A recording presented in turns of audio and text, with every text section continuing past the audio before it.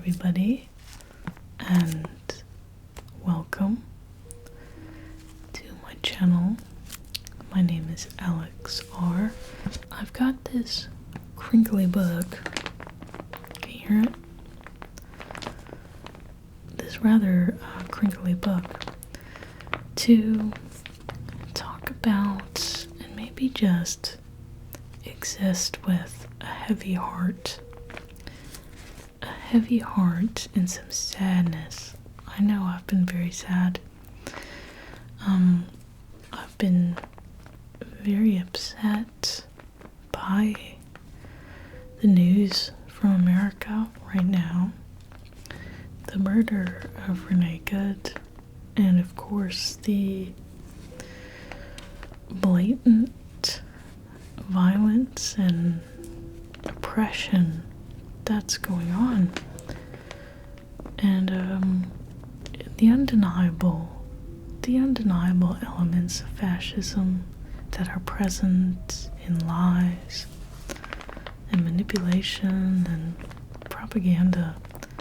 If you're feeling those really heavy feelings, of course, that means that you care about good and probably believe in some kind of, regardless of your religious framework or any theoretical, rigorous framework, that you believe in virtue and you believe in kindness and you understand on the human level of empathy and love, that what's going on is wrong. In the wrongness, living in wrongness, especially when what is wrong is twisted to describe the good. So, this is about that particular human sense of agony and astonishment at what I believe is a reoccurring feature of human life, human society, which is a darkness, a very insidious darkness that has come up, as we know, in many points throughout history, and they kind of form these big bullet points in a history textbook or a timeline where we know what life in oppressive governments has looked like, depending on the time and the place. And so I think when you have a heavy heart, like maybe you do and like I do, to me it points me to a particular commitment and maybe a very brutal, sobering reality that renders me both significant and insignificant. And that is, it points me to, urges me maybe to sign this piece of paper in the sky, this kind of contract that says, I've read all the history books, I'm holding one right now, I've read the history, I know that darkness like this exists and rears its head over and over, if not unchecked, and that I sign the piece of paper in the sky that says it's my turn to inherit this pain, and to resist this pain, and to live as many others in their lives have lived with pain in a heavy heart. And that's going to render some of my projects and my ambitions irrelevant, but also it will call me into the time that I live in and into a bigger story in human life. And I think Americans now are being called to denounce this wave of fascism and militaristic violence that's in our country and hurting people. And I think there's a lot of sobriety in coming to a conclusion like that, where you think this type of feeling of a heavy heart is a human inheritance, and it's a way that people have existed, and now we're going to exist, and we have existed. But this, to me, this particular administration at this particular time feels very different than it did even last time. And that's my personal interpretation, is I think something is even darker than it used to be. But that does leave us with the question, though, of, okay, we're going to have heavy hearts, very heavy hearts, and heavy moments. But then what? How do we exist anyway? And how do we, through that, get in touch with that sense of hope that things can change, and that all of us have a role to play in that change, and that each one of us can uphold goodness in the world, and we can, most importantly, find each other. I recently read this book. This is Inhuman Land: Searching for the Truth in Soviet Russia by Yusuf Chomsky. And I found this book at the right time.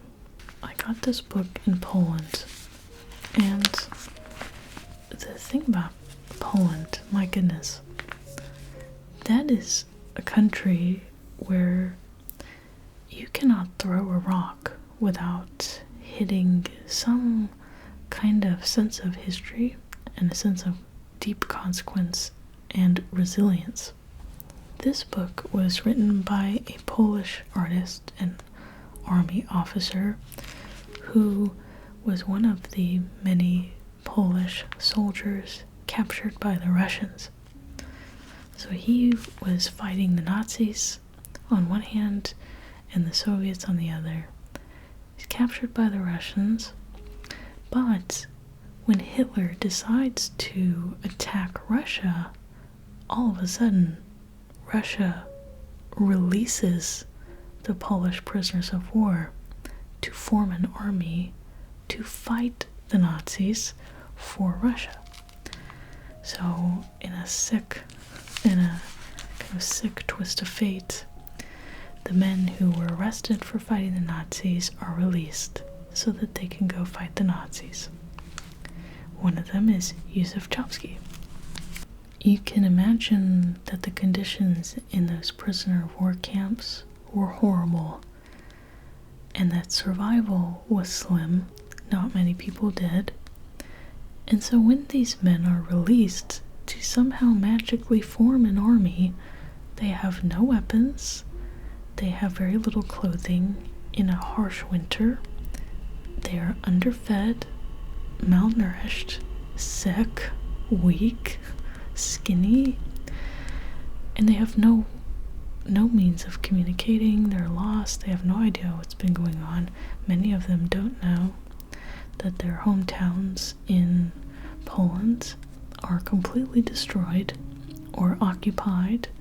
They just are released after years out into the world for the first time.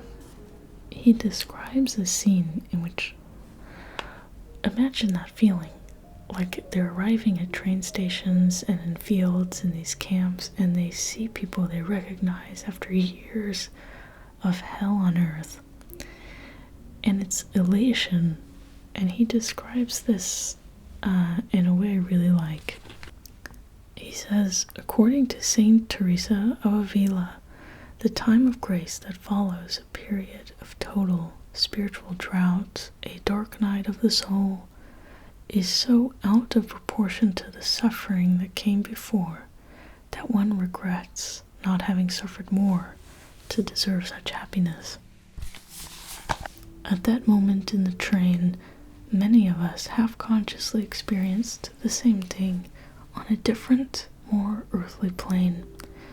The page had turned so suddenly in the eyes of these people meeting for the first time.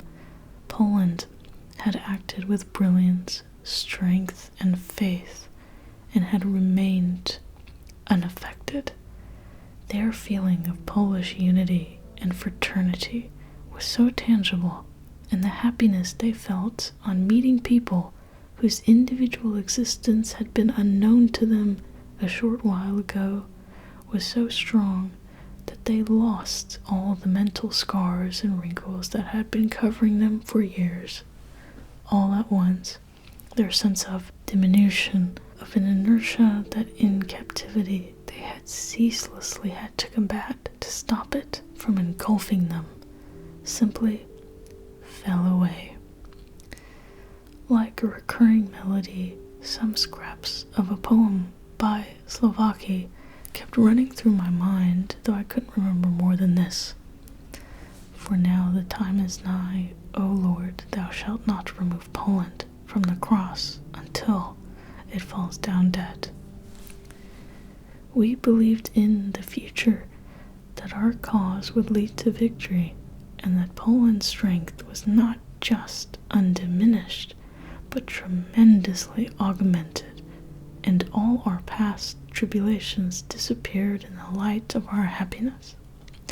Whenever we feel overcome by discouragement, bitterness, or lack of faith, we should remember rare moments like that one. He talks about this idea of fraternity a lot in this book, because when we suffer with a heavy heart, we don't do so alone. We don't do it alone. And the importance of connecting with other people who are suffering so that we can have each other, that we can remember our own resilience and our own power and our own ability to find light. He talks about how the men, they talk about art and science, even though they are marching across the USSR. Some of them don't have any shoes. They're struggling to stay alive. They're trying to form this army, even when they were in the camps. They talked about art and music and philosophy, and they read each other poems, and they clung onto their humanity with everything that they had. It's deeply inspiring to read. He has another short paragraph here where he's talking about they're going off to start the army, the Polish army. He says, as we crossed the alien steppe with our rucksacks, we talked about our loved ones and the days of our youth, and we really felt as if the past few years didn't matter. How relative and variable our sense of age is. What triggers the sudden revival of our sense of joy at life, often appearing at the toughest times. He has these moments where he's uplifted, only for it to completely crash down again. And one of my favorite scenes in this book is during Christmas time. The last 2 Christmases of his life were spent in a camp. And in the camp, under miserable conditions, he had that fraternity with these people, with the men that he was with. All of a sudden, he's out, and now the Russians are meant to treat the Polish with some kind of respect, as they're both now fighting the Nazis. And as an officer, he has his uniform again. He's going around, and one of his jobs is to go into Russia, Soviet Russia, and investigate I think there's like 15,000 Polish officers that are completely missing. We know later, and he knows later, that those officers were murdered en masse by the Russians even after they were supposed to have been released. It doesn't make any sense. It's just vile and evil. But at the time, he doesn't know that. He thinks that they still might be alive, and he has a chance of finding them. So he finds himself in Moscow at this big hotel at Christmas, and he watches all the people flirting and celebrating and dancing, and he's disgusted. He's absolutely disgusted. He thinks about the 2 Christmases he spent in the camp, and he misses those men. And even though he's free now, he hates this Christmas. He's walking home on the cold, snowy streets, and he's ruminating in a very dark place mentally. And he thinks, for countries where revolution had trained people to be ruthless, to be blindly obedient, to carry out orders in cold blood and in defiance of all that humanity holds dear, where it had trained them to denounce others, so that a husband was duty-bound to denounce his wife, and a son his father, where the school textbooks for the lowest grades were full of stories glorifying denunciation. What was the meaning of our sacrifices? What did the courage of all those thousands of Poles mean? Courage in the face of doom, in the face of defeat, hopeless and ultimate, in a world where only force mattered, where only power mattered, and humanity meant nothing. I left General Staffwell after midnight, and as I walked down the snowy alien streets, I frantically searched my most treasured memories for an argument in favor of our right to live in the modern world, in favor of the Polish spirit that every Pole could feel, even if he couldn't put it into words, and for which so many had died and were dying. In vain did I keep telling myself that my pessimism and bitterness were the result of my own weakness and my own well-concealed faults and mistakes. In vain did I keep repeating a line from Norvid, which my sister had sent me in a letter from Poland while I was at the camp. Beware despair, which is loss of awareness, or failure to recall that God is near. That Christmas Eve, I felt flooded with bitterness and lack of faith. My missing friends from the camp were constantly before my eyes, possibly murdered, though at the time I was still deluding myself that they were alive. And he thinks about them, he remembers their names and their faces.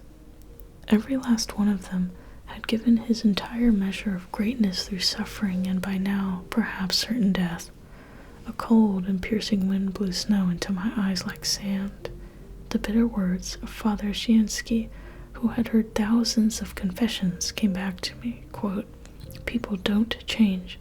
You can tell in advance how they're going to behave in any given situation." Then remembers this guy that he used to know in college when he was studying to be an artist. And he looks around at all the people. And he says that he was flooded, just like he is now at this Christmas, with a lack of faith in man's capacity to make any radical change. And he tells his friend how naive this poet is for saying, believing that you bread eaters shall turn into angels. Just look at the crowd, he says at these people. And you know what? His friend replied after a pause for thought. If only one of us were to turn into an angel, we'd all become slightly different. As I climbed into my icy bed in my chilly little room on that third Christmas Eve in exile, I gratefully remembered what his friend had said to him that day in the sunny Planty Park. The answers that this book gives to that constant reckoning with human darkness and pain, and the pain of the people who suffer for it the most mortally, who lose their lives, and who have their lives destroyed, and all the people who are driven out of their homes. His answers is not so much an answer, it's more just that way of being that grasps onto humanity, that grasps onto camaraderie and fraternity, art, loyalty, goodness, and kindness. If the darkness is eternal, there's something else that's eternal, which is resilience. And that resilience has to come through pain. Pain that's felt very viscerally, that might haunt your whole life, that's uncomfortable, that sometimes might take sleep from you, or make your goals feel irrelevant, or make you feel small and powerless. Resilience comes from that place. And I think books like this, memoirs from people who have lived through their own darkness in their own countries, and looking at countries like Poland who are still rebuilding after all these years, rebuilding their identity away as best they can against these kind of tyrannical, oppressive forces. I think all of that is a positive reminder of these things. In my own personal life, what I take from this is that sense of scale. We suffer because we see the macro pain, this overwhelming societal force of evil and hurt. We see that, and our lives are so much smaller in comparison. So there seems to be a lot of pain in the scale of things. And so what I take away from this is a reminder that I have a whole little universe just for me and myself. And I have an obligation to reach out to it and make sure it's okay. This is my family, my friends, my relationships. This is you on the other side of a screen. My little world. I have a duty of ethic to show up with some kindness and goodness and some gesture of we got this, you know? That's my duty, and that's something that I can do. And in my world, in the places that we live, in the streets that we live, in the towns that we live, in the states that we live, we can show up with each other and not be alone. That might be the biggest lesson from all of these books, is to not be alone. To reach out to others. That I often hear this. What do protests accomplish? I hear that question a lot. Do protests matter? Do they actually make change? I think that question, those doubts, that lacks the understanding of what fraternity means, of the absolute, ultimate flag in the ground, gesture of solidarity amongst people in the face of overwhelming scale. A protest is everything. To look your peers in the eye, to be in there, not alone stewing or having that kind of liberal sense of head shaking disapproval at what's going on.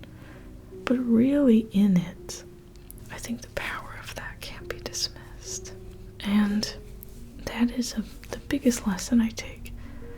The things below that, like art, all of these are avenues to solidarity and fraternity.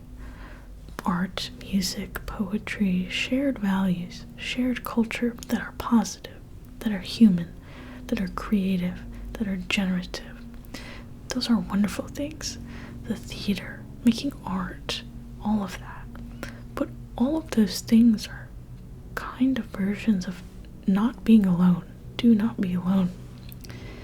And go out in your community to your scale. If your scale is just, you're one person, your partner. Maybe your scale is a little creature that you are responsible for, a little dog, a cat, your neighbors, the people in your street, the restaurant that you go to, the cafe that's like your little cafe, your school. Some responsibility for each other to scale, and taking care of each other as best we can, and collectively looking at what's happening. And right now, not years from now, but right now, verbally speaking the truth about it, to say that this is fascism, and this is wrong, and this is not good for anybody, and this is the real darkness in the world that we can't accept. It causes so much pain. I think that is how the heaviness can be processed, is together. You don't have to process it alone.